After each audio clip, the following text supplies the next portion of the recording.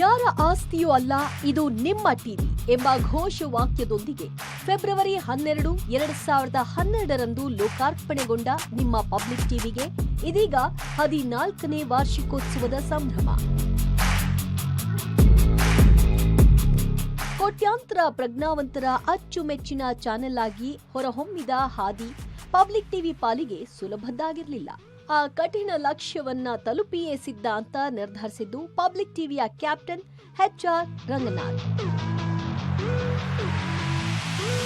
Public ಟಿವಿಯ ಸುದ್ದಿ ಜಗತ್ತಿನ ಯಾನ 14 ಸಂವತ್ಸರ ಪೂರೈಸಿ 15ನೇ ವಸಂತದತ್ತ ಅಬಾಧಿತವಾಗಿ ಸಾಗಿದೆ ಅಂದ್ರೆ ಅದಕ್ಕೆ ವೀಕ್ಷಕ ಮಹಾಪ್ರಭುಗಳೇ ಕಾರಣ. ಫೆಬ್ರವರಿ 12, 2012 ಈ ದಿನ ಪಬ್ಲಿಕ್ ಟಿವಿ ಮಾಧ್ಯಮ ಲೋಕವೇ ಅಚ್ಚರಿಯಿಂದ ನೋಡುವಂತೆ ಮಾಡಿದ ದಿನ. ಅದೆಷ್ಟು ದಿನ ನಡೆಸ್ತಾರೋ ನೋಡೋಣ ಅಂತ ನಕ್ಕವರ ಮುಂದೆ ಭರ್ತಿ 14 ಸಂವತ್ಸರಗಳನ್ನ ಪೂರೈಸಿದ ಸಾರ್ಥಕ ದಿನ. ಹೌದು, ಇವತ್ತು ನಮ್ಮ ಪಬ್ಲಿಕ್ ಟಿವಿ ಸುದ್ದಿವಾಹಿನಿಗೆ ಹುಟ್ಟುಹಬ್ಬದ ಸಂಭ್ರಮ.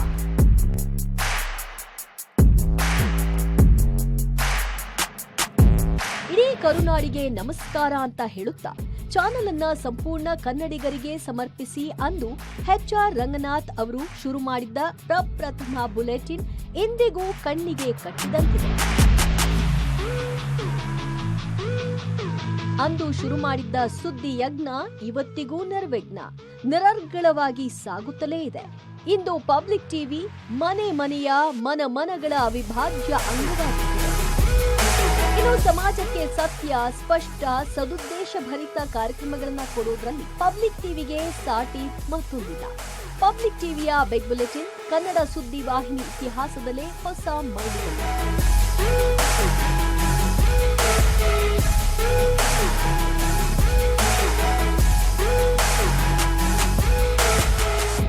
ಕನ್ನಡ ನಾಡಿನಲ್ಲಿ ಕನ್ನಡದವರೇ ಸಮರ್ಥ, ಸದೃಢ, ನಿಷ್ಪಕ್ಷಪಾತ ಸುದ್ದಿವಾಹಿನಿಯೊಂದನ್ನ ಶುರು ಮಾಡಿ ದಕ್ಷತೆ, ಪ್ರಾಮಾಣಿಕತೆ, ಪಕ್ಷಾತೀತವಾಗಿ ಯಶಸ್ವಿಯಾಗಿ ನಡೆಸಿಕೊಂಡು ಬಂದಿರುವ ನಿದರ್ಶನವೊಂದಿದ್ದರೆ ಅದು ಪಬ್ಲಿಕ್ ಟಿವಿಯ.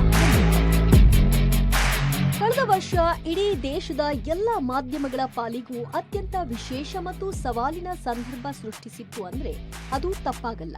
ಶತ್ರು ದೇಶ ನೆರೆಯ ಪಾಕಿಸ್ತಾನದ ದುಷ್ಟ ಕೃತ್ಯಕ್ಕೆ ಭಾರತ ದಿಟ್ಟ ಪ್ರತ್ಯುತ್ತರ ಕೊಟ್ಟ ಸಮಯವಾಗಿತ್ತು. ಕಾರ್ಗಿಲ್ ಯುದ್ಧದ ಬಳಿಕ ಪಾಕ್ ವಿರುದ್ಧ ಮತ್ತೆ ರಣಕಹಳೆ ಮೊಳಗಿತ್ತು. ಪಹಲ್ಗಾಮ್ನಲ್ಲಿ ನಡೆದ ಉಗ್ರರ ರಾಕ್ಷಸಿ ಕೃತ್ಯಕ್ಕೆ ಪ್ರತಿಕಾರವಾಗಿ ಕೈಗೊಂಡ ಆಪರೇಷನ್ ಸಿಂಧೂರವು ಭಾರತದ ವೀರ ಚರಿತೆಯಲ್ಲಿ ದಾಖಲಾದ ಮಹಾಶೌರ್ಯದ ಮಹಾ ಅಧ್ಯಾಯ.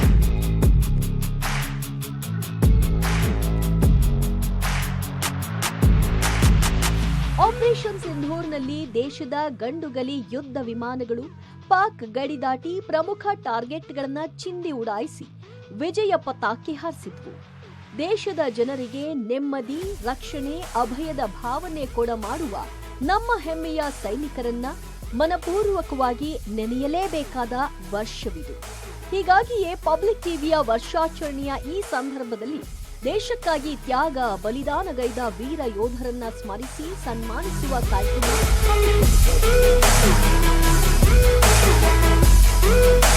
ಪಬ್ಲಿಕ್ ಟಿವಿ ಆಯ್ತು, ಪಬ್ಲಿಕ್ ಮ್ಯೂಸಿಕ್ ಆಯ್ತು.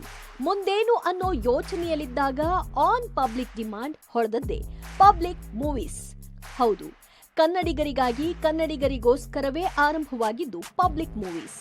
ಕರುನಾಡಿನ ದೊಡ್ಡ ಅಭಿಮಾನಿ ಬಳಗ ಹೊಂದಿರುವ ನಿಮ್ಮ ನೆಚ್ಚಿನ ಪಬ್ಲಿಕ್ ಮೂವೀಸ್ಗೂ ಇಂದು 8 ವರ್ಷಗಳ ಸಾರ್ಥಕ ಸಂಭ್ರಮ.